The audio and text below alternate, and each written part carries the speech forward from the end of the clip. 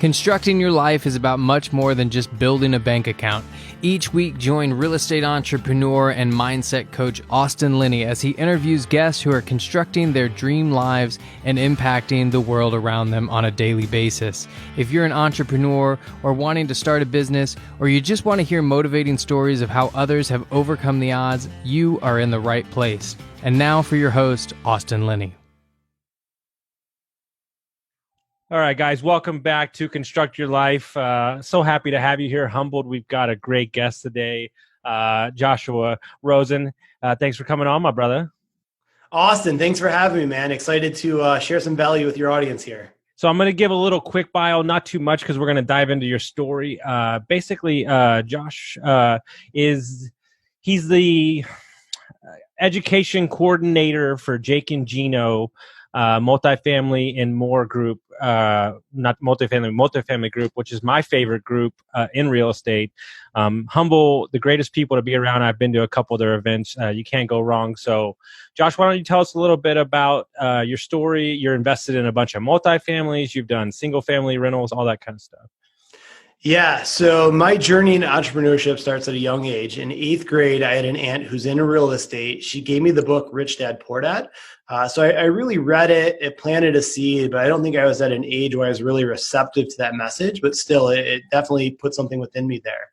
So I go to high school and I get really into working out. I love my biology class. And I'm like, all right, look, a good career path would be a physician, being a doctor. So you go to undergrad. I'm a pre-professional biology major, chemistry minor, and I'm working for an orthopedic surgeon. And, you know, it's summer before senior year. I actually just invested in an MCAT course and studying for that. He comes home one day and he's like, don't do it. You're crazy. I wouldn't let my kids do it. And I'm just so confused. So we dive deeper into that conversation.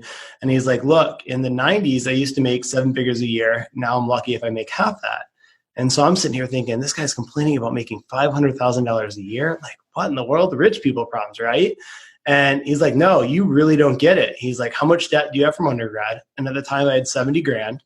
He's like, look, you're going to take out more debt for grad school. Your loans are going to accrue interest throughout residency and fellowship. And on top of that, by the time you get out, I predict physician reimbursements are going to be between $100,000 to $200,000 a year.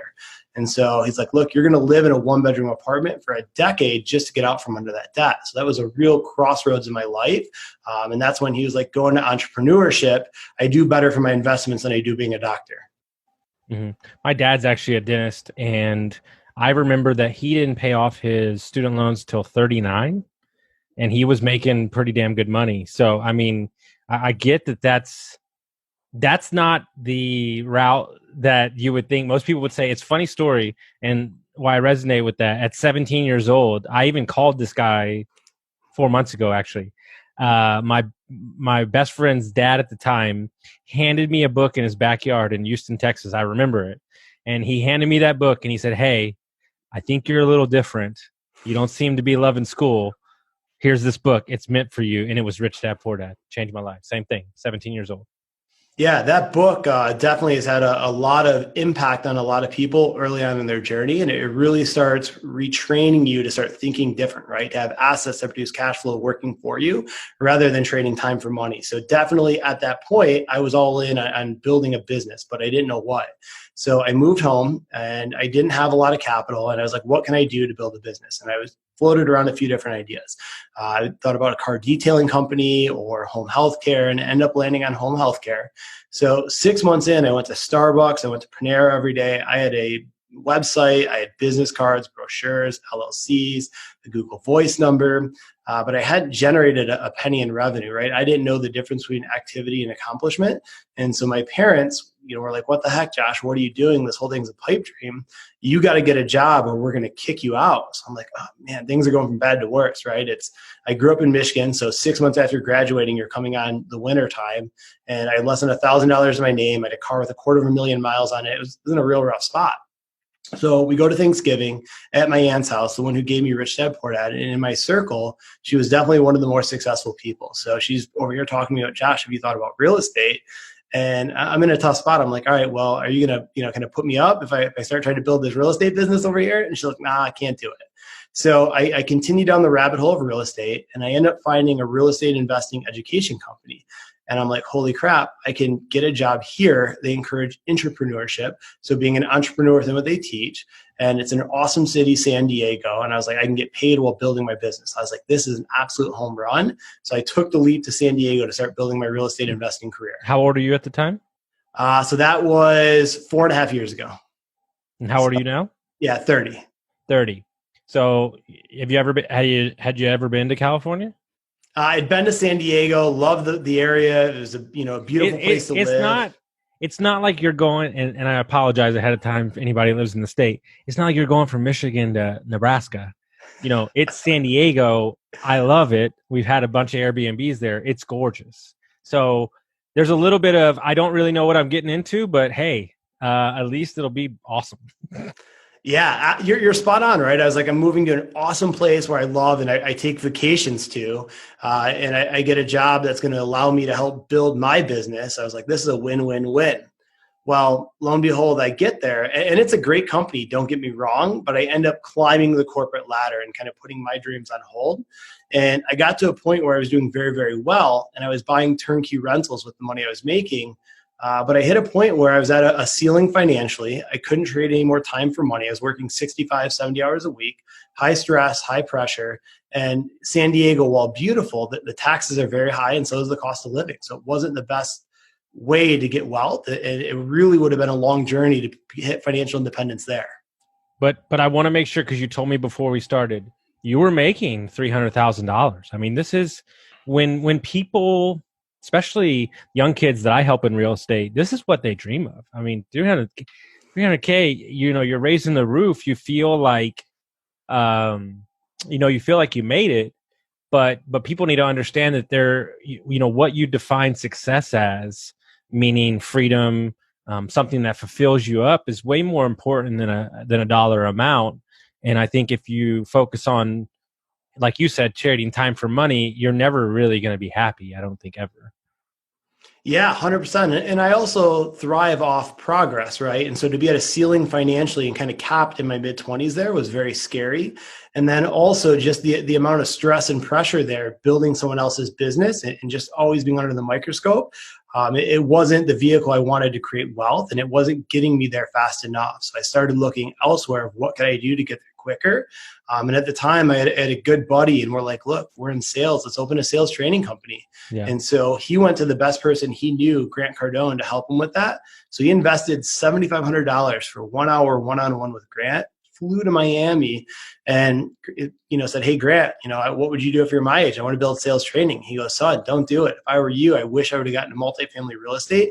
I'd be a billionaire instead of a millionaire. The only question is how many times over. So for those of you who know Grant, he's an incredibly bold dude.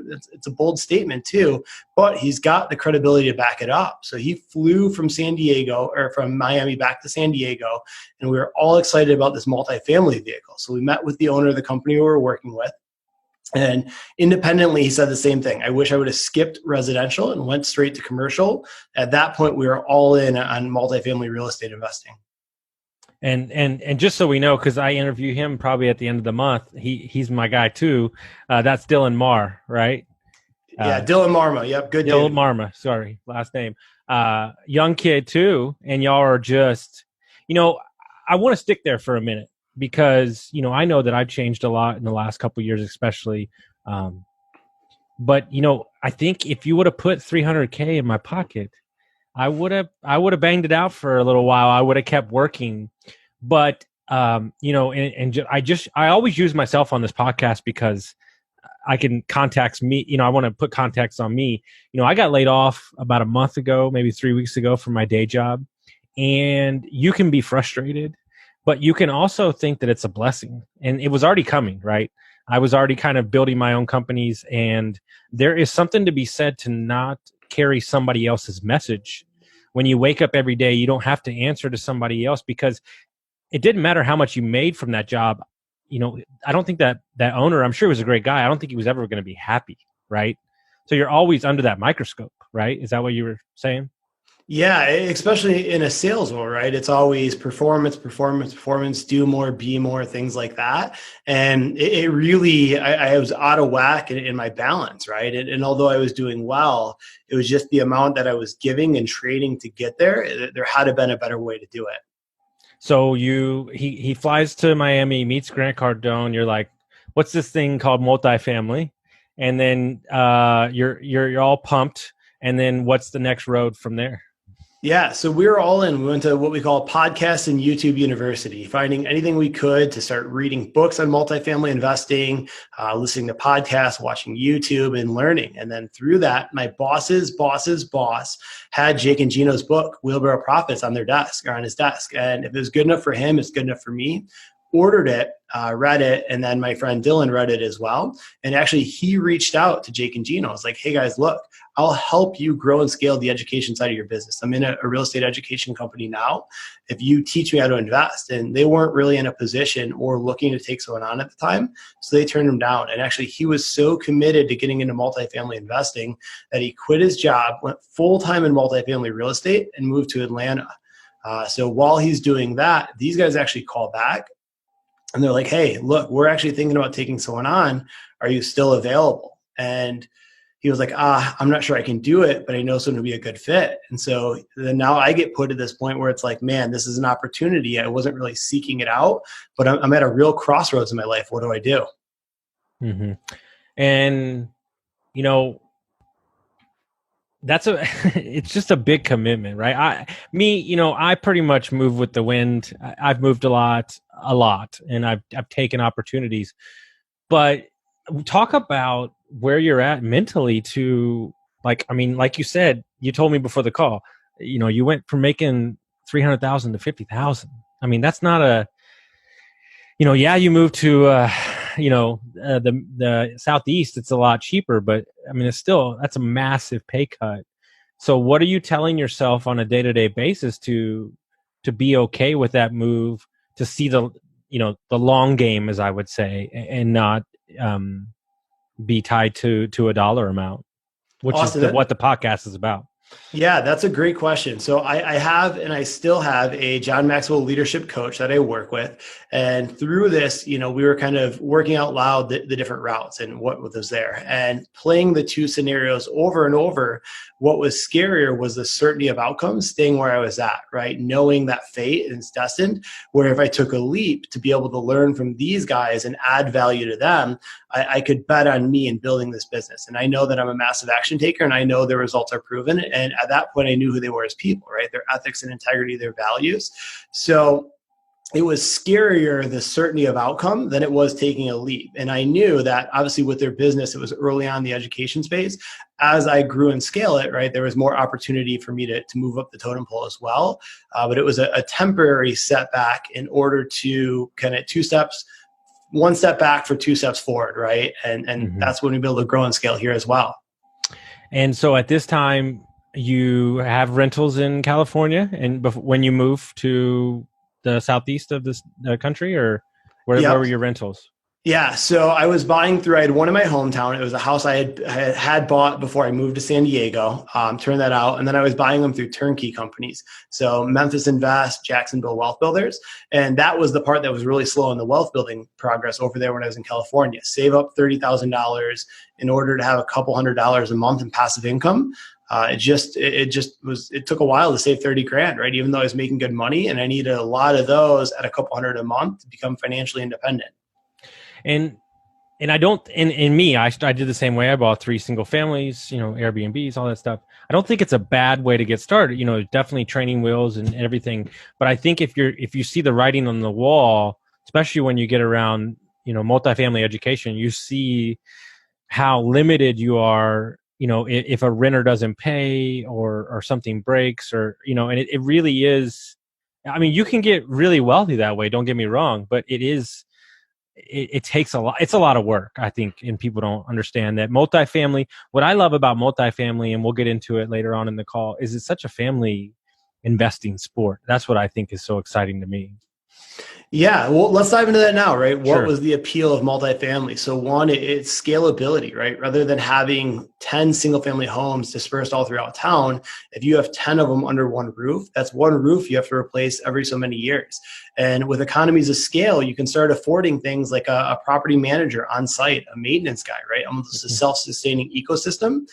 The other thing is, if you study the demographic trends, we're becoming a renter nation. I read a stat the other day, it's a quarter of millennials will never own a home. So there's a strong demand for multifamily real estate. The next thing is, if you look at the single families, I would buy those things, and it's the value is based on the comps. And so with multifamily, it's based on the net operating income largely. You can force that up and you can do the refi and roll, right? There's more control over what's going on there.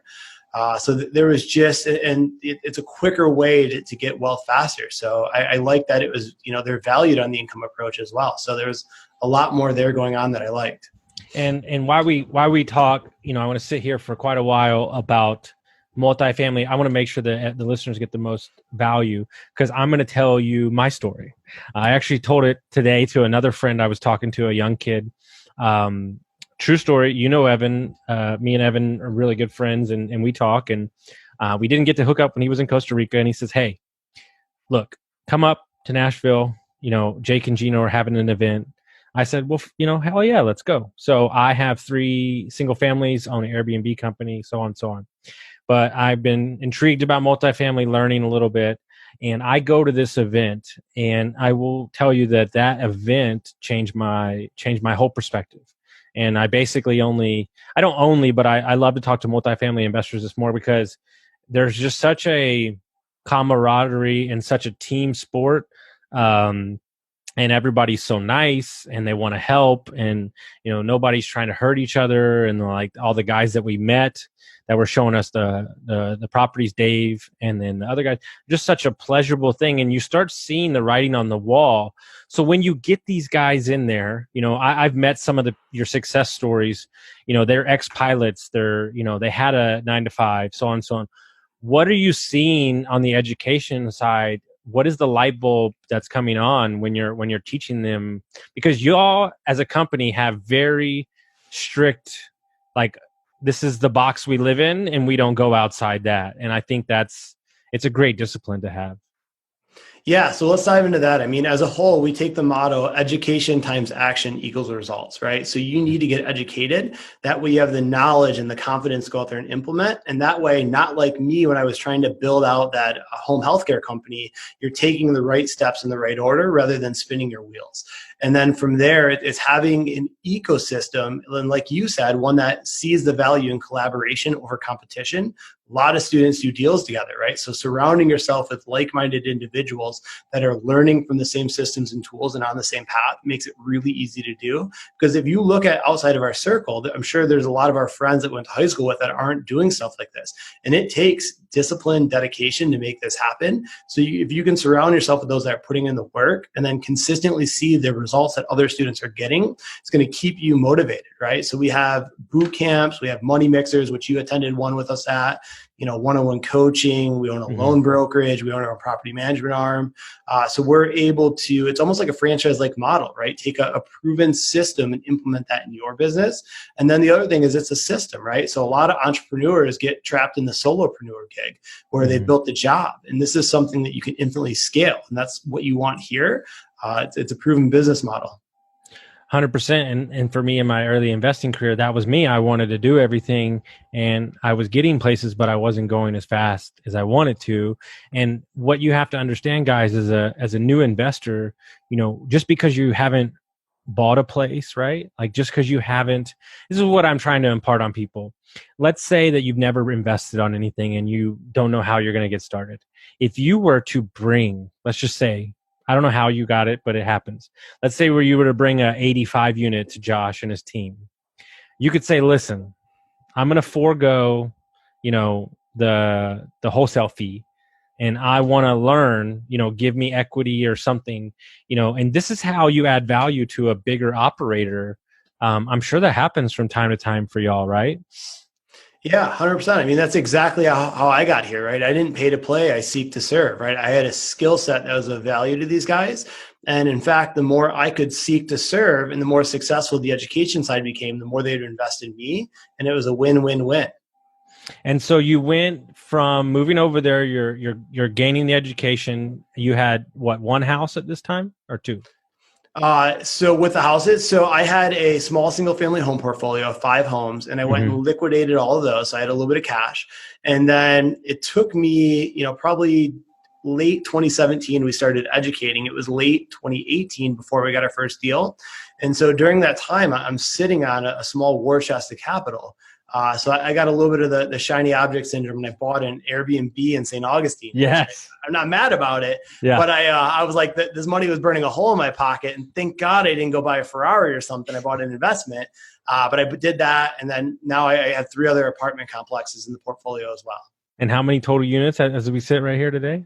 328. So it's 328. And you're a partner with other people in those deals? Oh, absolutely. Right. I don't have the net worth or liquidity to take those down myself. And thankfully, I've been surrounded by like-minded individuals that I've been able to add value to. And like you said, rather than trying to find the whole piece of the pie, that collaboration and the whole pie, getting a piece of it, it's helped me progress tremendously. 100%. And guys, when you can strip away ego from this stuff, like the thing is what I realized, and I'm sure you feel the same way. And like, I'll bring up Mike, right? You're Mike Trevelli, the amazing CPA spreadsheet guy.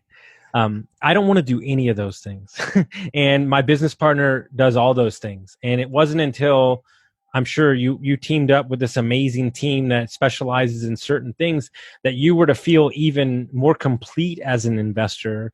And, you don't need to control the whole process, guys. Like, you can learn as you go.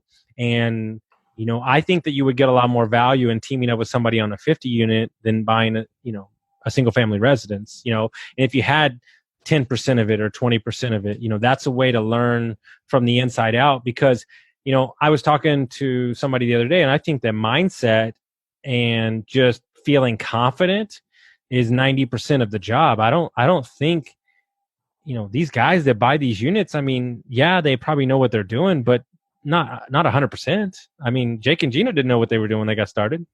Yeah, they failed forward. In fact, no one I know was born with units, not many people, and nobody was born with that knowledge, right? So you have to have a growth mindset over a fixed mindset, meaning if someone else can do it, I can do it, right? So that's a very big thing too. 1,000%. And so, what has been, you make this big change, you take the pay cut. What is that journey like the last couple of years on, basically you had an idea of what it was going to be, I guess, when you walk into something, and then there's the reality of it. What has been exciting, what has been, more fulfilling than you even thought. And then would you change anything? Yeah, so I joined these guys March 6, 2018. That's when I moved from San Diego to St. Augustine, Florida, down by Gino. And now I currently live in Knoxville. But when I moved here, just because I was a part of a large scale education company, I realized, because I saw the inner workings, it was hard to reverse engineer it. But all those challenges, to me, they're opportunity, right, is growth. And, one thing that I've had to learn is I always thought as soon as we can get some revenue to have other employees and coworkers, that this business will run itself so much smoother. But what I had learned was, being a leader is a challenge in itself, and I have to grow to be the leader needed this company has. And that's something I'm constantly working on. Another thing I've realized is I constantly try to grind out problems, meaning I try to take them on as much as I can. And my ability to replicate other leaders and people to do things even better than I can is what's really needed to grow this. So I need to instead, rather than grind out the problems, I need to do them, document, and then delegate. And that's what really creates for a successful organization. And we're getting there, right? We're learning. And all that to me is progressing as a human. And that's really what I seek. And then the other thing is the community, like you mentioned, like the outcome that you're able to impact on people's lives. We're not selling sugar water, right? I'm not Coca-Cola. I'm selling financial education. And I truly believe there's a lack of it, right? There's so many Americans are paycheck to paycheck. And if they knew how to budget and save for them and buy assets instead of liabilities, then they'd be so much further off ahead. But these things aren't taught in school, unfortunately. Yeah. And as you're saying that out loud, I'm thinking to myself, like, dude, how great would it have been? I'm just thinking, because I was a terrible student because I didn't care. How great would it have been for freshman class, like multifamily investing, like high school? That would have been so great. I probably would have I would have been like, this is the greatest class ever. I don't even care about anything else. Like, but maybe, down the road, maybe that's something that we get into. And I know that's something that y'all, you're imparting. I talked to, he said to say hello, Nick Shevlin. Yeah. We talked to him today. He's in my multifamily and more. He's a buddy of mine. He said to say hello. And so, like, the thing is like, it's hard to put my hand on it because I spent 20 years in hospitality. It's almost like, because y'all are who you are as a group, as a teaching community, you attract the people that are just as amazing as y'all, right? I you know what I'm saying? Like, because that's a good point. Yeah. So 100%. One thing that attracted me here is if you look at Jake, Gino, their social media, you don't see fancy cars, things like that, right? And there's nothing wrong with having the ability to buy those things, but it's ultimately what's not most important to these guys, right? They value time with their family, and they define success and being financially independent is doing what you want with who you want when you want. And really, I think that should be the goal, because my goal is not to have X amount of dollars coming in monthly and then just vacation the rest of my life. I like a lot of my happiness is derived from my discipline and dedication to my goals, and really the impact I can make on this earth, and something that's going to outlive me. Yeah, agreed. And something I want to drill down, because you live that multifamily world. This is something that's very important to me, and I'm trying to spread the message so everybody I almost want to make a bumper sticker. I feel like a lot of people's goals are BS. And the reason I say that is I feel like they're goals for somebody else. And let me tell you what I mean. When you set a goal of let's say I'm going to buy 1,000 units this year, that's great. But like, do you buy 1,000 cash flowing units, right? And so I want people in the multifamily space to get away of just like talking on Instagram and Facebook how many units they have. That's great.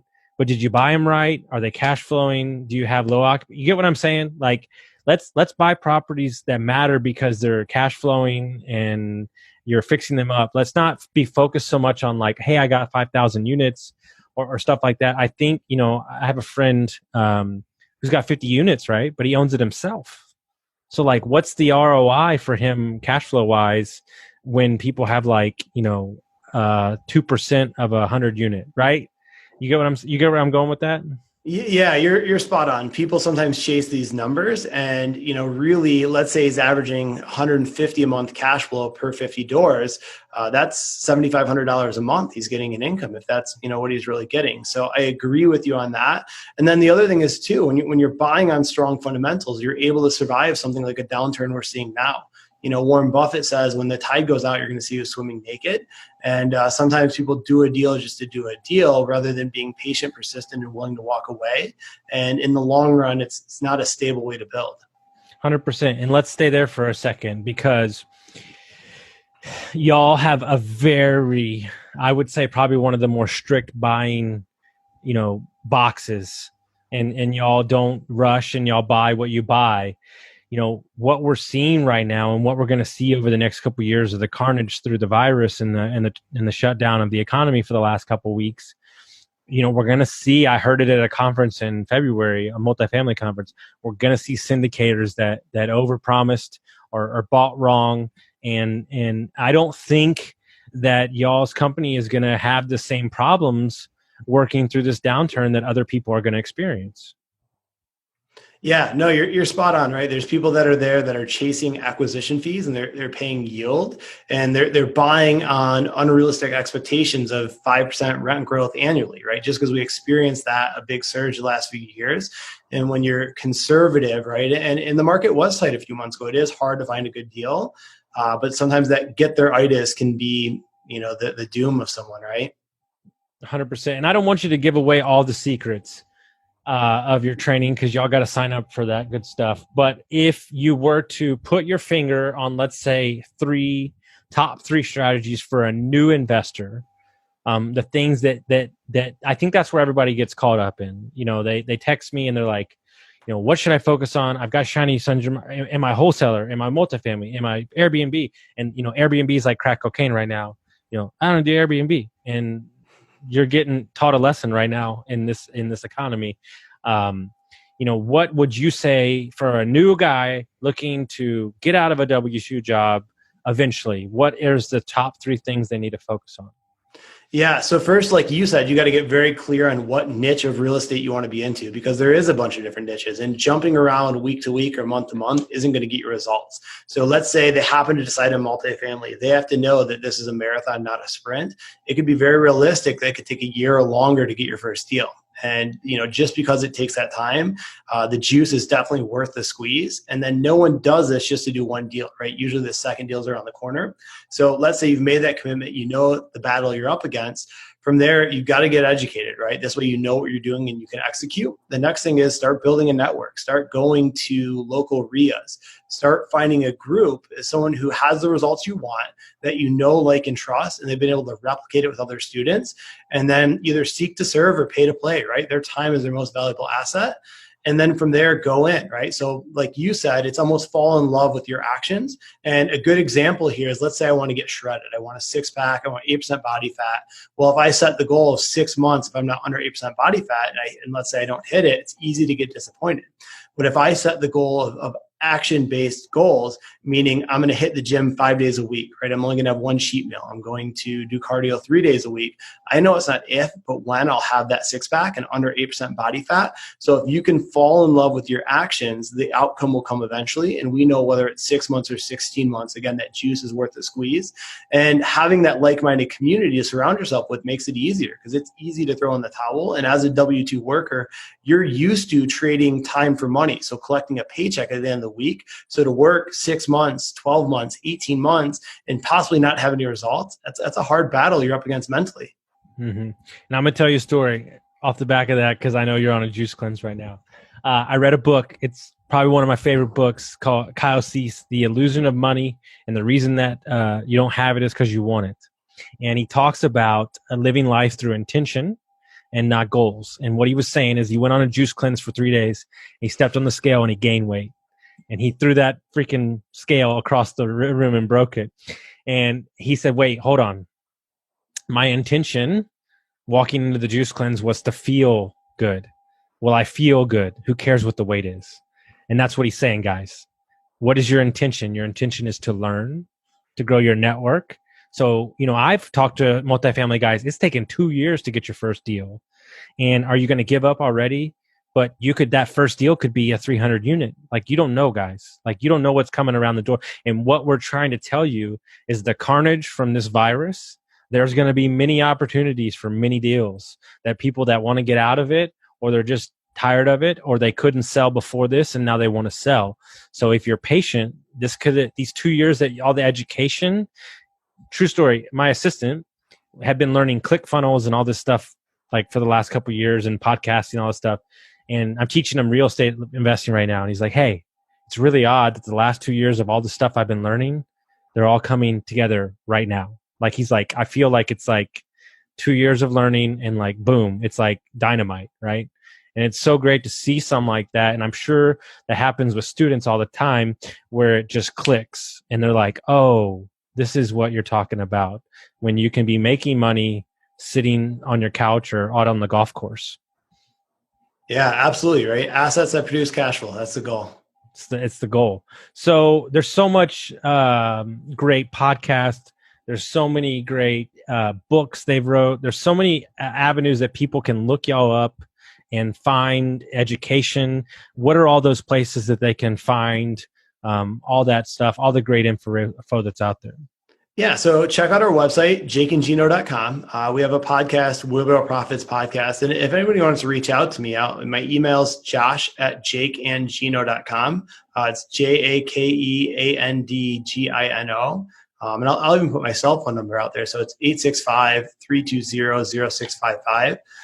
It's always good to connect with like-minded individuals. And hey, man, if I could impact someone and help change the outcome of their life, I mean, that's the goal, right? We're all in this together. So 1,000%. And I'm gonna say something, and you can send it back to the team, because I was holding the story for this podcast. When I started, so if you don't know me, I'm gonna do a podcast about myself later on. People will find out all this stuff.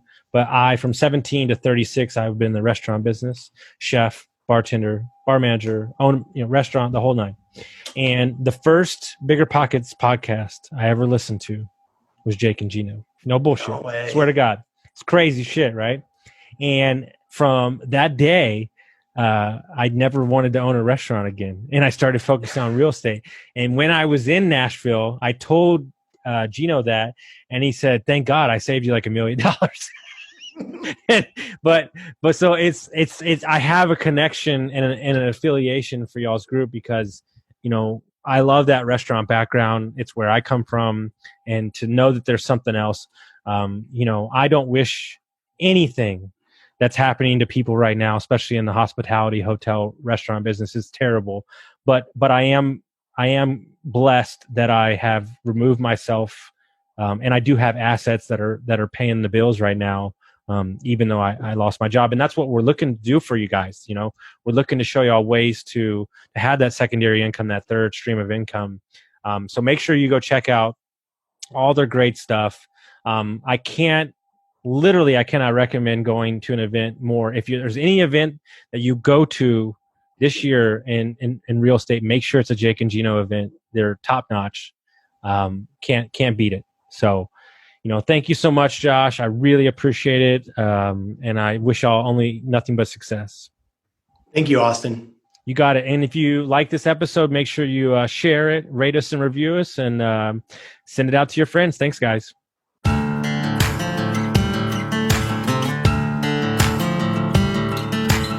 Thank you for listening to Construct Your Life with Austin Linney. If you enjoyed this episode, be sure to rate, review, subscribe, and pay it forward by sharing with a friend. Most importantly, take this opportunity to start constructing your life by taking immediate action on what you learned. For show notes, resources, and more information on one-on-one coaching with Austin, visit constructyourlifepodcast.com.